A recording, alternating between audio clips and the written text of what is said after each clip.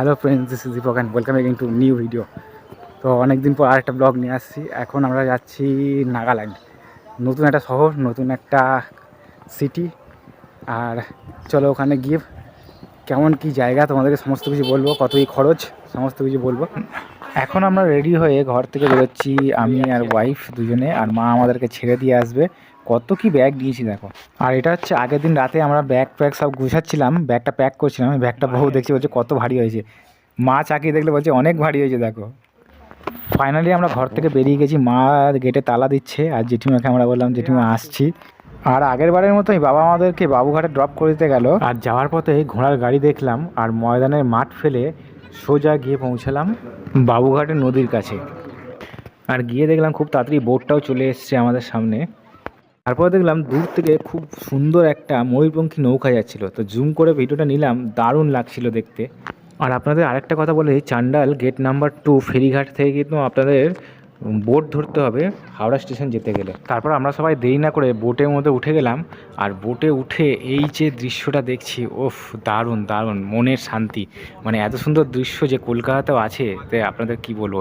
এর আগের ভিডিওতেও আমি বলেছি সেম সেম কথা, আর সেম আপনার কি বলবো ফিলিংস, যে প্রতিবারে যতবার আপনি এখানে বোটে চড়বেন ততবারই একই ফিলিংস হবে যে এত সুন্দর দৃশ্য দেখার মতন। তো মা তো দেখেনি, মা প্রথমবার, তাই জন্য মা খুব ভালো লাগছে। এবার শুধু এই দৃশ্যটা দেখুন, দারুণ লাগছে না? সত্যি কথা বলুন তো, দারুণ লাগছে, দারুণ। হুগলি ব্রিজ দেখা যাচ্ছে সামনে থেকে, দারুণ। তো আমরা হচ্ছে ট্রেনের টিকিটটা আগে দিয়ে কেটে রেখেছিলাম তৎকাল, তো সেই কারণের জন্য সিটগুলো আমরা পেয়েছিলাম, নয়তো ওয়েটিং লিস্ট থাকতো। আর এখানে দেখছো কত ভিড়, এই ট্রেনটাতে প্রচুর ভিড় ছিল। আর যেহেতু আমাদের সিট ছিল তো কোনো অসুবিধা নেই আমাদের। আর আমাদের কত লাগেজ দেখছো, এই দেখো কতগুলো লাগেজ, কী করে যে নিয়ে যাবো সেটা কী করে বুঝতেই পারছি না, দুজন মিলে যে এতগুলো লাগেজ নিয়ে যাবো। আর দেখতে দেখতে কিন্তু আমাদের ট্রেনটা ছেড়ে দিল, আর ওর মনটা একটু খারাপ হয়ে গেল, না খুবই খারাপ হয়ে গেল। ও মানে খুবই মন থেকে কষ্ট পাচ্ছিল যে মাকে ছেড়ে বা বাবাকে ছেড়ে যে ও যাচ্ছে। হ্যাঁ, সেটা আমার ফ্যামিলি আর ওর ফ্যামিলি দুটোর জন্যই ওর খুব মনটা খারাপ লাগছিল। তো কিছু করার নেই, হাজব্যান্ডের চাকরি যেখানে যেখানে হবে সেখানে সেখানে তোকে যেতেই হবে। তারপর কিছুক্ষণের মধ্যে সূর্যাস্ত দেখতে দেখতে সন্ধ্যে নেমে গেল। আর এখন বাজে রাত্রি 8টা, তো আমরা তাড়াতাড়ি খেয়ে তাড়াতাড়ি শুয়ে পড়বো।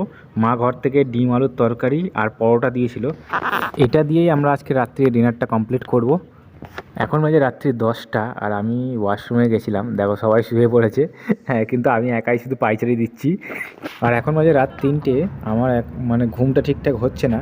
আর একটা স্টেশনে দাঁড়িয়েছিল ট্রেনটা, তো দেখলাম যে স্টেশনে লাইট পুরো মানে দিনের মতন আলো, এত light. So hi, good morning friends. তো সকাল হয়ে গেছে এখন। আরে তুমি ওঠো বাবু, উঠে পড়ো তাড়াতাড়ি, সকাল হয়ে গেছে দেখো। তো এখনও পর্যন্ত ঘুমাচ্ছে, আর এখন সকাল হয়ে গেছে। সকালের ঘুম ঠিক মতন কাটতে না কাটতেই আমরা ব্রহ্মপুত্র নদীর উপর থেকে যাচ্ছি, দেখছো কি দারুণ লাগছে। আর কুয়াশা, চারিদিক কুয়াশায় মোড়া, এত দারুণ দৃশ্য নদীর উপর থেকে। আমি তো এর আগেও অনেক জায়গায় গেছিলাম, তো সেখানে সব জায়গা থেকে গেছিলাম। তো একবার রাঁচি থেকে যাচ্ছিলাম, রাঁচির নদীটা ওরকম সুন্দর লাগছিল একটা। আর কিন্তু ও তো দেখেনি, ও প্রথমবার ওর, তো ওরও খুব দারুণ লাগছিল। ও বলছিল যে এত ভালো লাগছে যে কি বলবো।